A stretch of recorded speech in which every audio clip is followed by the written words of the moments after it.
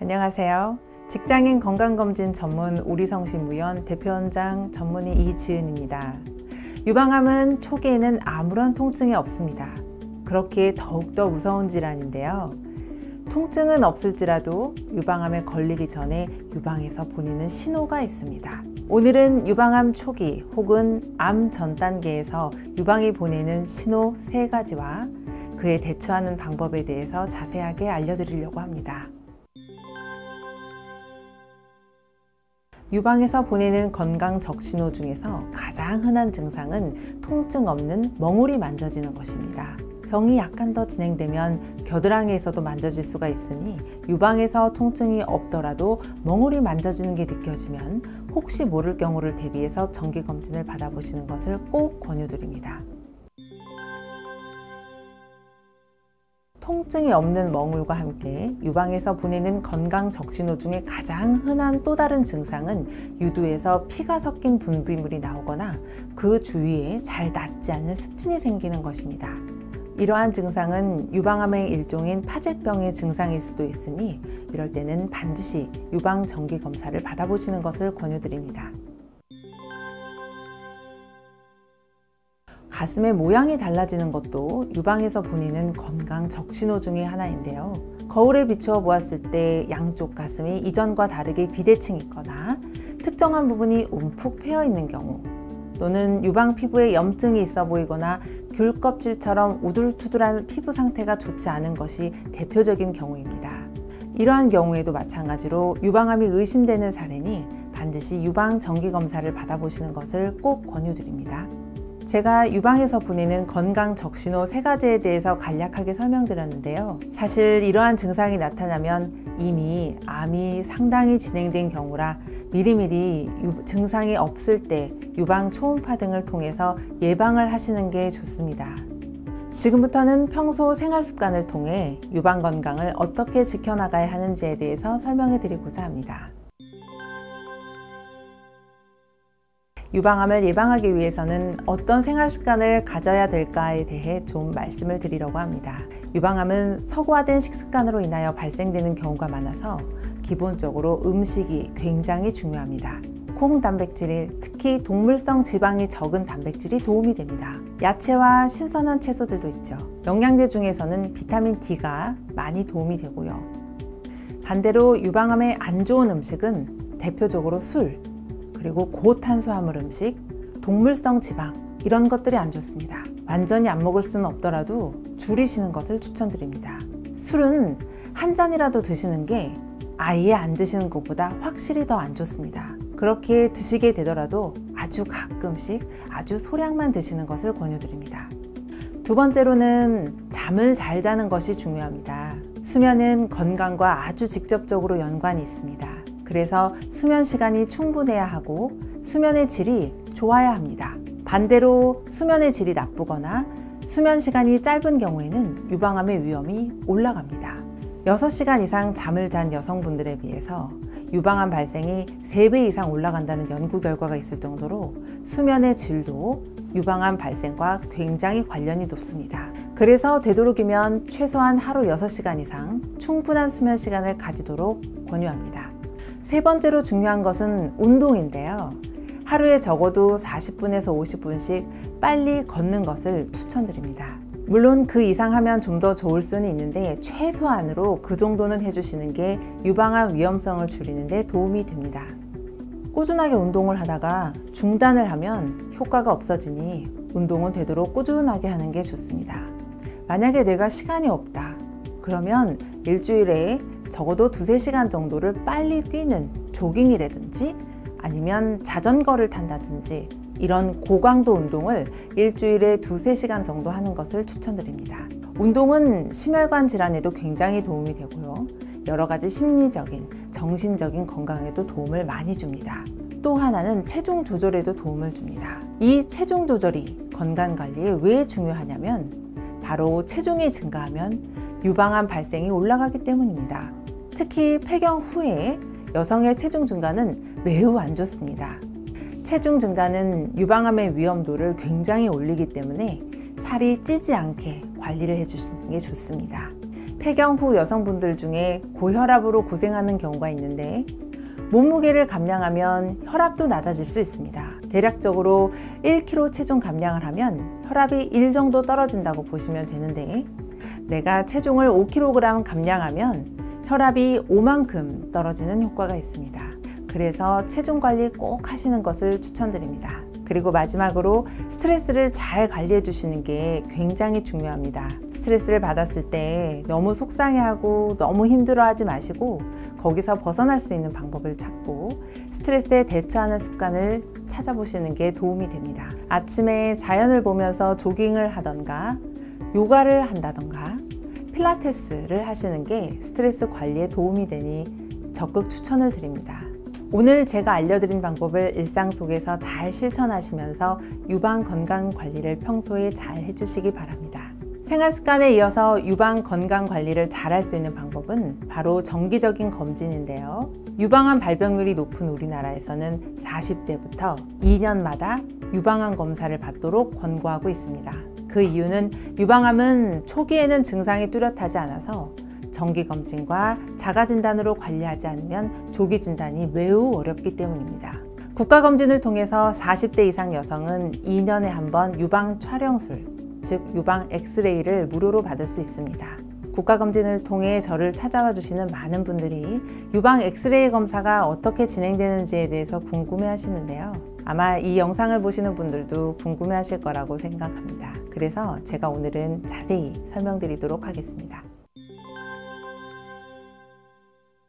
유방 엑스레이를 통해서 유방을 대칭적으로 관찰하면서 전반적으로 병변이 있는지를 검사하기 때문에 기본적으로 40대 이상이신 분들은 반드시 필요합니다. 유방 엑스레이 검사 같은 경우에는 특별히 고안된 플라스틱 판으로 유방을 납작하게 누릅니다. 한쪽 유방에 2장씩 총 4장을 촬영하는데 유방 엑스레이 검사 시 아플 수 있지만 많이 눌려서 유방이 납작하게 찍힐수록 방사선 노출이 적고 유방 내부가 잘 보이기 때문에 작은 암도 진단할 수 있습니다. 유방 엑스레이를 촬영하면 유방 실질 조직의 양에 따라서 검게 보이는 지방형 유방과 하얗게 보이는 치밀 유방으로 구분됩니다. 치밀 유방의 경우 작은 혹이 가려져서 안 보일 수 있기 때문에 추가적으로 초음파 검사, MRI 촬영 등을 함께 하면 암을 더 자세히 발견할 수 있습니다. 미세석회화 때문입니다. 미세석회화는 엑스레이 촬영을 하는 가장 중요한 이유 중에 하나입니다. 왜냐하면 미세석회화는 만져지지도 않고 자각 증상도 전혀 없을 뿐 아니라 초음파에서도 아주 작은 미세석회는 보이지 않기 때문입니다. 어떤 분들은 유방 촬영이 너무 아프다는 이유로 엑스레이 유방 촬영을 빼고 초음파 검사만 하면 안 되냐라고 물어보시기도 하는데 유방 엑스레이를 통해서만 미세석회화를 관찰할 수 있기 때문에 유방 촬영은 꼭 하셔야 합니다. 미세석회화가 이렇게 유방 전체에 흩어져 있으면 그것은 유방암을 의심하는 석회화는 아닙니다. 이렇게 아주 작은 잘잘하게 소금을 뿌려 놓은 것 같은 미세석회화가 모여 있을 때 저희가 유방암을 의심하고 필요하면 조직 검사를 하게 됩니다. 물론 미세석회화가 있다고 모두 다 유방암은 아닙니다. 그러나 유방암은 미세석회화로 나타날 수 있습니다. 그렇기에 유방 엑스레이를 통해서 암을 의심하는 정도를 제가 판정하는 거죠. 유방 엑스레이 검사를 반드시 권유드립니다. 유방 엑스레이 검사와 더불어 굉장히 중요한 검사가 유방 초음파 검사인데요. 지금부터 유방 초음파는 어떻게 진행되고 왜 유방 초음파 검사가 중요한지에 대해서 알려드리겠습니다. 여성분들의 유방은 크게 치밀 유방과 지방형 유방으로 구분이 됩니다. 우리나라 여성들의 경우 지방이 적고 유선 조직이 많은 치밀 유방인 경우가 많습니다. 동양 여성, 특히 우리나라 여성 40대에서 50대 분들은 대부분 치밀 유방으로 보이기 때문에 유방 엑스레이만으로는 뭐가 있는지 잘 안 보이는 경우가 있습니다. 자세히 보면 큰 이상이 없을 수도 있지만 유방 엑스레이상에서 큰 이상이 없다 하더라도 유방이 치밀하기 때문에 뭔가 숨어있는 병변이 유방 촬영술만으로는 감별이 잘 되지 않아 검사의 정확성이 떨어져서 유방 초음파 검사를 함께 진행하는 것이 좋습니다. 하지만 치매 유방이라고 해서 초음파 결과가 전부 이상하게 나오는 것은 아닙니다. 1000명 중에 한 5명 정도 이상이 발견될 수 있을 정도의 확률입니다. 그러므로 유방 검진을 처음 하시는 경우에는 혹시 모를 상황을 대비해서 유방 엑스레이 검사와 함께 유방 초음파 검사도 진행해 보시는 것을 추천드립니다.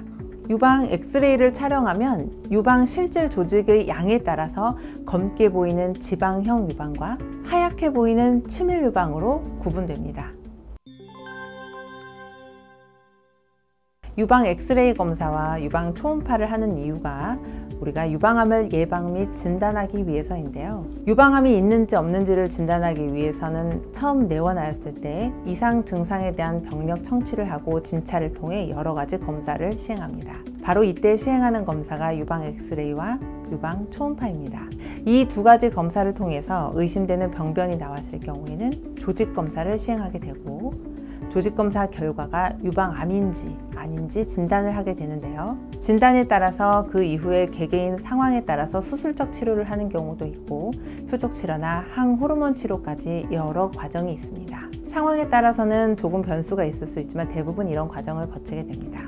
치료 후에도 건강관리를 꾸준히 하셔야 하고 짧게는 5년에서 그 이후 10년, 그 이후까지도 계속 추적해서 관리를 해야 합니다. 유방 초음파는 방사선을 이용하지 않기 때문에 부담 없이 받으실 수 있다는 장점이 있습니다. 별도의 마취나 금식이 필요하지 않으며 검사 중에 종양의 유무를 직접 파악할 수 있습니다. 유방 촬영술과 다르게 통증이 느껴지지 않기 때문에 좀 더 편안한 분위기에서 검사받을 수 있습니다. 초음파를 보면서 종양의 여부를 판단하는데 종양의 모양이 불규칙하고 경계가 불분명한 경우 조금 더 암으로 의심할 수 있습니다. 하지만 이러한 것은 의료진의 판단에 따라 달라질 수 있기 때문에 임상 경험이 많은 산부인과 전문의에게 받으시는 것이 좋습니다. 유방 초음파 검사를 진행할 때는 미세한 질환도 잡아낼 수 있게 해상도가 높은 초음파 기기를 사용하는 것이 중요한데요. 우리 성심의원 대표원장으로서 환자분들의 건강을 생각해서 유방의 혈류 및 혈관 구조까지 확인이 가능한 높은 해상도 디텍터가 적용되는 대학병원급 유방검진 장비를 도입해 암 전 단계의 작은 혹, 작은 결절까지 놓치지 않고 찾아내서 환자분들의 건강을 지켜드리고 있습니다. 저희 우리 성심의원은 현재까지 10,000건 이상의 유방 국가검진을 시행했고 그 중에서 유방암 발견 건수는 200여 건에 이릅니다. 이러한 경험을 인정받아 4주기 의원급 건강검진 평가에서 최우수 등급 평가를 받았습니다. 평소 유방 정기검사를 한 번도 받아보신 적이 없거나 자가검진 시에 양쪽 유방의 크기가 다르거나 유방 주변 피부가 거칠게 변하는 경우 가슴이나 겨드랑이 부분에 단단한 멍울이 만져지고 유두에서 비정상적인 분비물이 나오는 등의 변화가 있다면 유방검사를 꼭 받아보셔야 합니다. 저희 병원을 찾아와 주시면 대학병원급의 고해상도 유방 초음파 기기를 이용해서 그동안의 경험과 노하우를 바탕으로 검진 및 진단을 통해 여러분의 소중한 유방 건강을 지켜드리겠습니다. 감사합니다.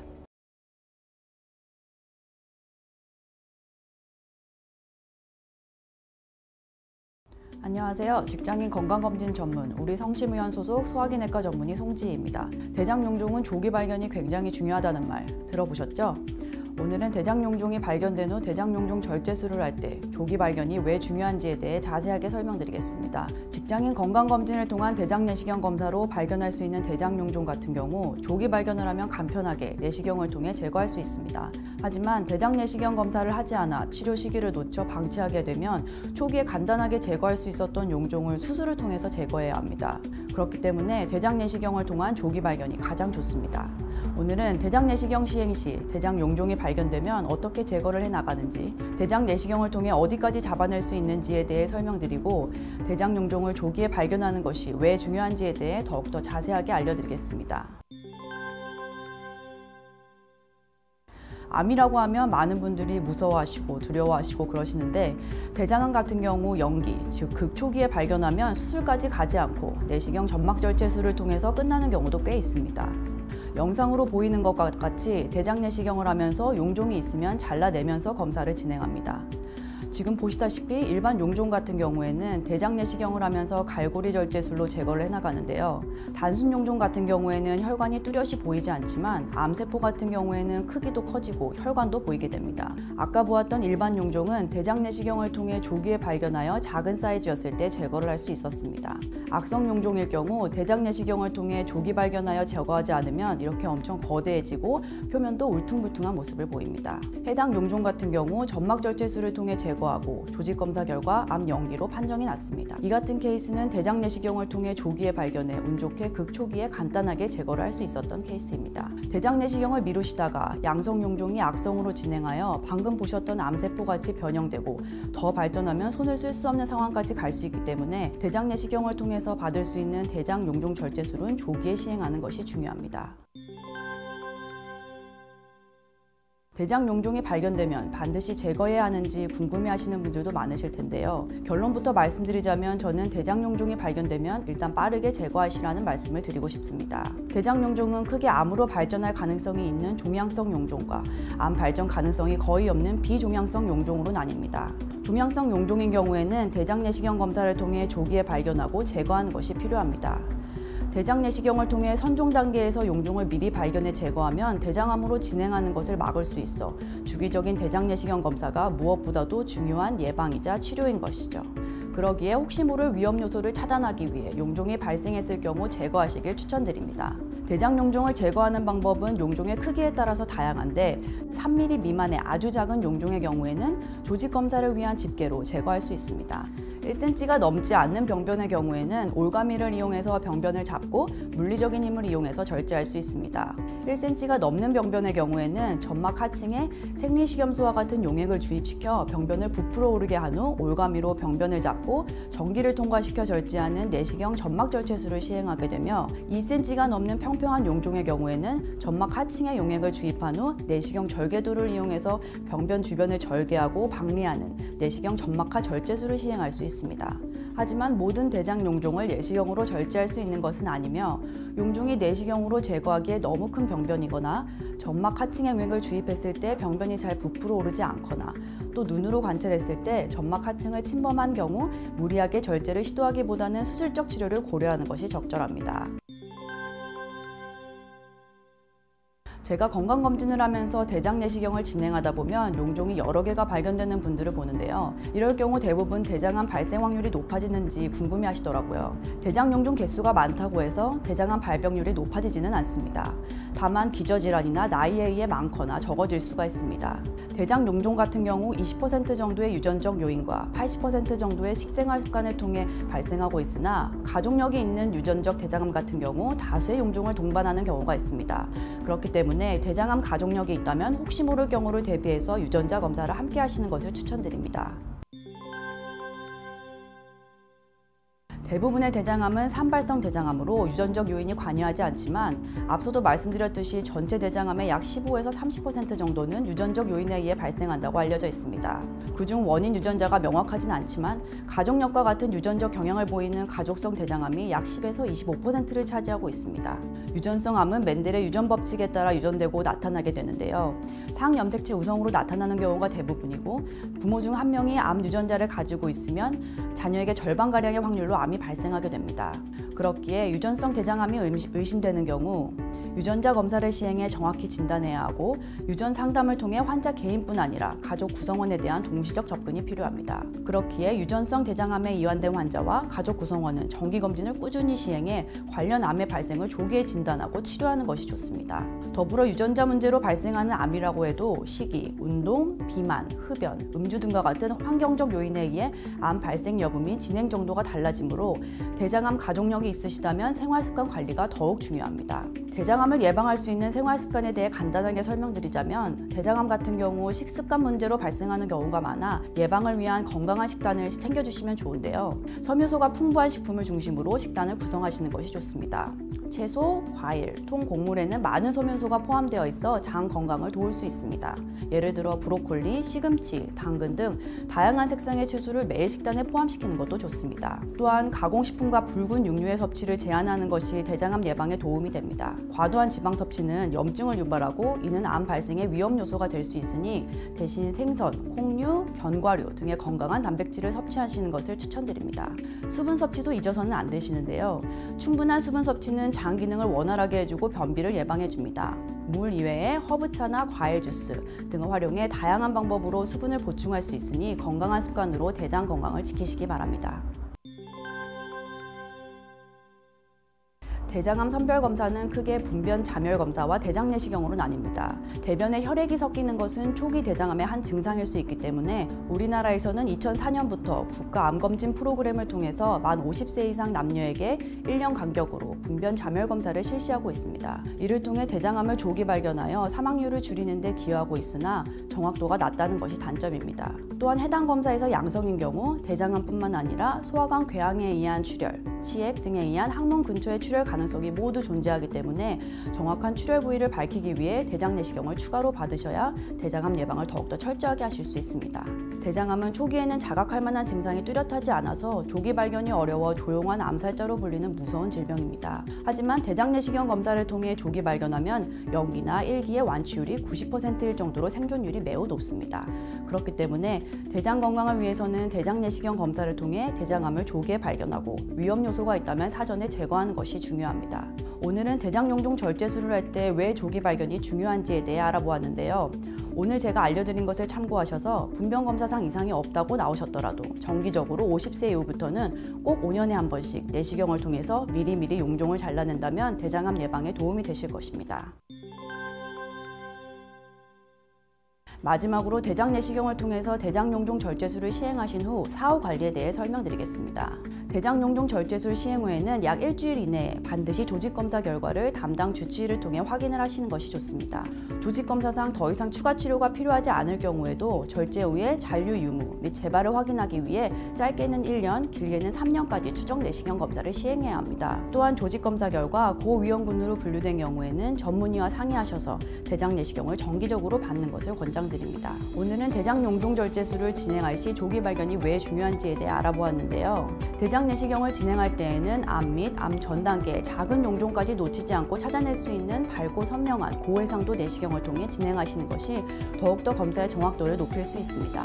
내시경 도중 용종이 나왔다면 당일에 즉시 제거해야 하고 제거한 용종을 조직검사를 통해 전암 단계의 세포인지 아닌지를 빠르게 판단하는 것이 굉장히 중요합니다. 그렇기 때문에 내시경 검사를 진행하면서 간혹 발생할 수 있는 문제에 대해 빠르고 효과적으로 대처할 수 있는 대장 내시경 경험이 풍부한 내과 전문의가 있는 곳에서 대장 내시경 검사를 시행하는 것이 좋습니다. 우리 성심의원에는 저를 포함한 소화기 내과 전문의가 4명이 있습니다.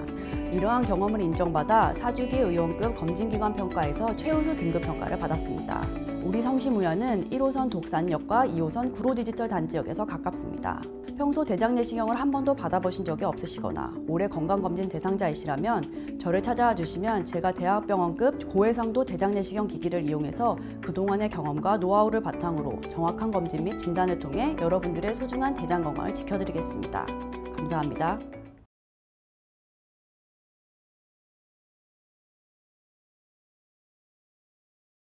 안녕하세요. 내과 전문의 박화선입니다. 혹시 여러분도 위내시경 겁나고 불편해서 계속 미루고 계신가요?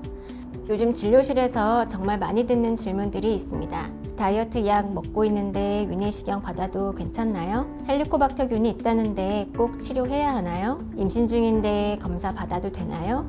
이처럼 궁금한 건 많은데 제대로 설명 듣긴 쉽지 않으셨습니다. 오늘 영상에서는 위내시경과 관련된 현실적인 궁금증들, 그리고 검사 받기 전 꼭 알아야 할 준비사항까지 5분 넘는 시간 동안 천천히 하지만 알차게 설명드릴게요. 시청하시면서 마음 편하게 듣고 검사도 덜 걱정되셨으면 좋겠습니다. 먼저 가장 많이 묻는 질문이죠. 진짜 꼭 받아야 해요? 증상도 없는데? 결론부터 말씀드리면 네, 꼭 받으셔야 합니다. 특히 우리나라처럼 위암 발생률이 세계적으로 높은 나라에서는 정기적인 위내시경 검사가 생명을 지키는 첫걸음입니다. 국가에서는 만 40세 이상이면 2년에 한 번 위내시경 검사를 건강검진 항목으로 무료로 지원하고 있죠. 하지만 모든 분들이 2년에 한 번만 받으면 되는 건 아닙니다. 가족 중에 위암 진단을 받은 분이 계시거나 본인이 위염이나 용종, 장 상피화생 진단을 받았던 경우 이런 분들은 1년에 한 번 검사하는 것이 더 안전할 수 있습니다. 게다가 위암은 초기에 거의 증상이 없습니다. 속이 쓰리거나 트림이 자주 나온다든지 소화가 안 되는 증상은 위염이나 식도염일 수도 있지만 초기 위암일 가능성도 배제할 수 없습니다. 그리고 중요한 점은 조기 위암은 내시경으로 절제할 수 있다는 것. 절개 수술 없이 회복도 빠르고 합병증도 적습니다. 이건 검사를 받느냐 마느냐에 따라 삶의 질이 달라질 수 있는 문제입니다. 자, 검사 전 준비에 대해 말씀드리겠습니다. 많은 분들이 전날 밤 12시부터 금식하면 되죠? 하고 물어보세요. 맞는 말이긴 한데 사실은 그보다 조금 더 신경 써주시면 검사 정확도가 훨씬 높아집니다. 우선 검사 전날 저녁은 기름기 없고 소화 잘 되는 식단으로 드시는 게 좋아요. 가능하다면 저녁 7시에서 8시쯤에 마무리하는 게 가장 이상적입니다. 너무 늦게까지 과식을 하면 위 안에 음식이 남아 검사 시야를 가리게 됩니다. 그리고 검사 당일엔 음식은 절대 금지입니다. 물은 검사 6시간 전까지만 소량 섭취 가능하고, 그리고 가장 많이 착각하시는 게 있습니다. 커피는 괜찮겠지? 하고 아메리카노 마시고 오시는 분들이 정말 많습니다. 하지만 색이 있는 음료는 위 벽을 착색시켜서 내시경 카메라에 까맣게 보입니다. 검사 정확도가 떨어지고 필요하면 검사를 다시 해야 하는 경우도 있습니다. 또 하나, 요즘 많은 분들이 체중 감량을 위해 다이어트 약을 복용 중이신데요. 이 약들 중 일부는 위장 운동을 느리게 만들기 때문에 위 안에 음식물이 더 오래 남아 있게 됩니다. 이 경우에는 금식 시간을 2-3시간 정도 더 늘려서 충분히 공복 상태를 만들어주는 게 좋습니다. 이런 부분은 꼭 사전에 의료진에게 알려주셔야 보다 안전하고 정확한 검사가 가능하다는 점 기억해 주세요. 이제 검사 방식에 대한 고민으로 넘어가 보겠습니다. 수면 내시경이 나을까요? 비수면이 나을까요? 사실 정답은 없습니다. 환자분의 상황에 따라 다릅니다. 수면 내시경은 검사 중에 전혀 기억이 없고 통증이나 구역질 없이 편안하게 받을 수 있다는 장점이 있어요.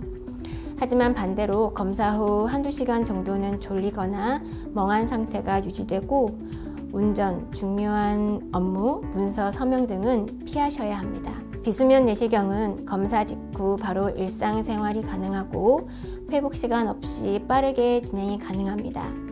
하지만 검사 중 불편함, 구역질, 심한 트림 반사 등 불쾌한 느낌이 들 수 있다는 단점도 있습니다. 그래서 저 같은 경우는 진료 일정이 바쁜 날은 비수면, 여유 있는 날은 수면 내시경을 선택하고 있습니다. 그리고 많이들 걱정하시는 거죠. 수면 내시경 약물 혹시 치매 유발하는 거 아니에요?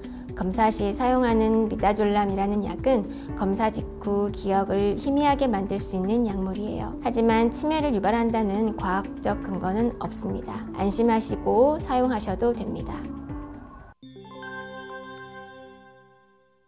자, 그래도 위내시경 생각만 해도 긴장되시는 분들 계시죠? 그래서 이번에는 검사 편하게 받는 꿀팁 2가지 알려드릴게요. 첫째, 전날 저녁 8시 이전에 식사를 마치고 자기 전까지 물을 충분히 마셔주세요. 속이 말끔하면 검사도 덜 고통스럽고 시야도 훨씬 깨끗하게 나옵니다. 둘째, 검사 도중엔 침을 억지로 삼키지 말고 그냥 자연스럽게 흘려보내주세요. 그리고 코로 깊게 숨 들이마시고 입으로 천천히 내쉬는 호흡을 반복하시면 몸의 긴장이 풀리고 구역질도 덜 나게 됩니다. 이렇게만 해도 비수면 내시경도 훨씬 편안하게 받으실 수 있습니다. 다음은 헬리코박터 균에 대한 이야기입니다. 많은 분들이 헬리코박터 있대요. 무조건 약 먹어야 하나요? 하고 물어보시죠. 헬리코박터 파일로리균은 위염, 위궤양, 위암과 연관된 균입니다. 특히 위암 가족력이 있거나 위축성 위염, 장 상피 화생 진단을 받으셨던 분들은 치료를 적극 권장드리고 있습니다. 하지만 단순히 균이 있다고 해서 모든 분이 치료를 꼭 받아야 하는 건 아닙니다. 왜냐하면 헬리코박터 치료는 항생제 2-3가지를 복용해야 하고 복용 중 복통, 설사, 장내 유산균 감소 같은 부작용이 있기 때문입니다. 그래서 반드시 내시경 검사 결과와 환자 상태를 함께 보고 치료 필요 여부를 결정해야 합니다. 마지막으로 임산부 분들이 많이 물어보시는 질문입니다. 임신 중인데 위내시경 받아도 되나요? 결론부터 말씀드리면 필요한 경우에 한해 제한적으로 진행 가능합니다. 예를 들어 출혈이 있거나 궤양이 심하게 의심된다거나 음식물도 못 넘길 정도로 증상이 심할 때는 진단이 늦어지는 게 더 위험할 수 있습니다. 이럴 때는 산부인과와 협진을 통해 비수면 내시경 그리고 최소한의 약물 사용으로 안전하게 진행하기도 합니다. 하지만 가능하다면 출산 후로 미루는 것이 가장 안전한 방법이기 때문에 무조건 진행하지 마시고 꼭 주치의와 상담 후 결정하시길 바랍니다. 자, 오늘 제가 위내시경에 대해 궁금해하실 만한 내용들을 차근차근 정리해 드렸는데요. 도움이 되셨나요? 검진은 잠깐의 불편함을 감수하고 오랜 건강을 지킬 수 있는 가장 확실한 방법입니다. 위암은 조용히 찾아오지만 위내시경은 그것을 가장 먼저 알아차릴 수 있는 도구예요. 불편하다고 미루지 마시고 꼭 필요한 시점에 정확하게 준비해서 검진 받으시길 바랍니다. 오늘 영상이 위내시경을 앞두고 계신 분들께 실질적인 도움이 되었길 바랍니다. 감사합니다. 건강하세요.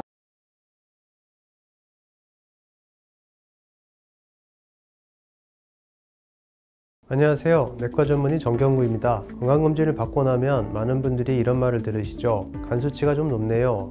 ALT 수치가 기준치보다 올라갔어요. 이럴 때 드는 생각은 딱 두 가지예요. 이거 간에 문제 있는 거 아닌가요? 괜찮다고 그냥 넘어가도 될까요? 그래서 오늘은 간 수치가 어떤 의미를 갖는지, 그리고 어떤 기준으로 해석해야 하는지, 또 간 건강을 지키기 위해 지금부터 무엇을 해야 하는지 쉽고 정확하게 설명드리겠습니다.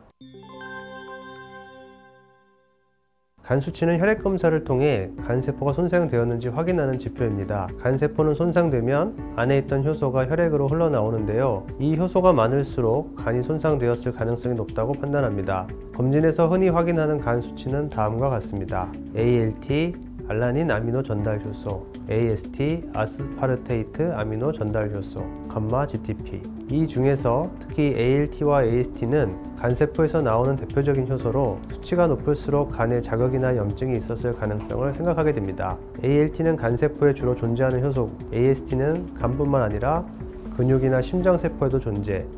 즉 ALT 수치가 단독으로 높다면 간세포의 변화 가능성을 먼저 의심해 볼 수 있고 AST 수치가 같이 높거나 더 높을 경우엔 간 이외의 원인도 함께 고려해야 합니다. 하지만 이 수치들만 보고 특정 질환을 단정하거나 진단하기는 어렵고 정확한 해석을 위해선 반드시 전문의 상담과 추가 검사가 필요합니다. 자주 듣는 질문이 이런 거예요. ALT가 45인데요. 괜찮은 건가요? AST 수치가 기준치보다 조금 높은데 문제 있는 건가요? 사실 간 수치는 정확히 몇 이상이면 무조건 위험하다 이렇게 단순하게 판단하기는 어렵습니다. 가장 중요한 건 수치의 패턴과 변화예요. 예를 들어 한 번 수치가 살짝 올라갔지만 며칠 혹은 몇 주 다시 검사했을 때 정상으로 돌아왔다면 일시적인 피로나 과도한 음주, 약물 복용 등의 영향일 수 있습니다.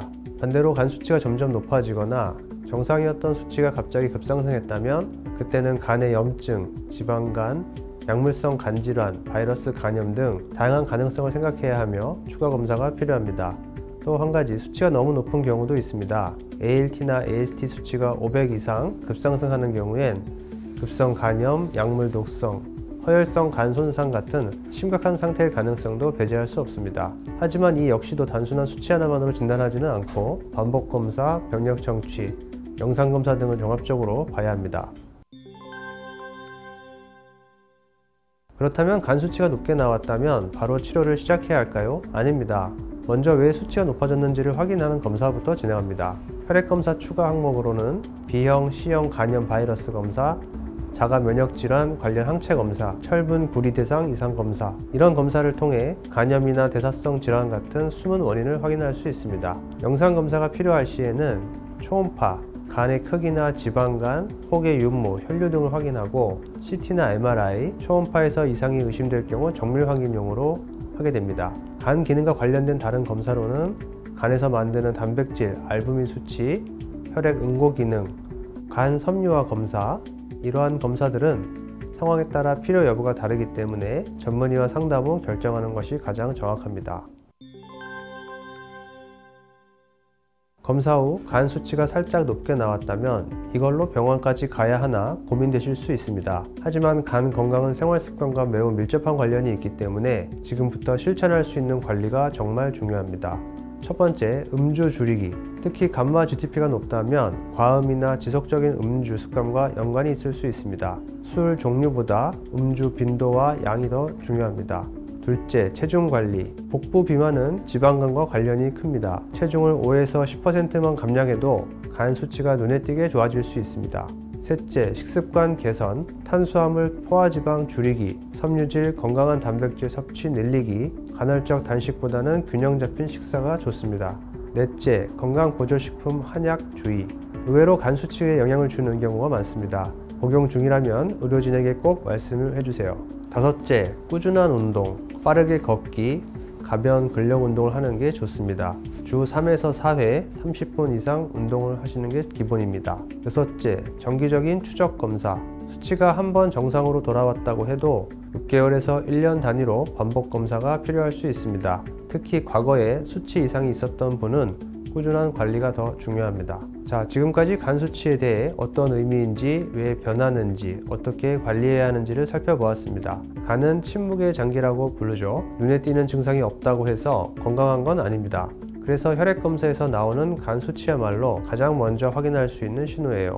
간 수치가 높게 나왔다고 너무 걱정하지 마시고 또 괜찮겠지 하고 그냥 넘기지도 마시고 정확한 해석과 검사를 통해 내 몸의 이상 신호를 잘 살펴보시길 바랍니다. 건강은 한순간이 아니라 꾸준히 확인하고 관리할 때 지킬 수 있는 거니까요. 오늘 영상이 도움이 되셨다면 좋아요, 구독도 부탁드립니다. 감사합니다. 건강하세요.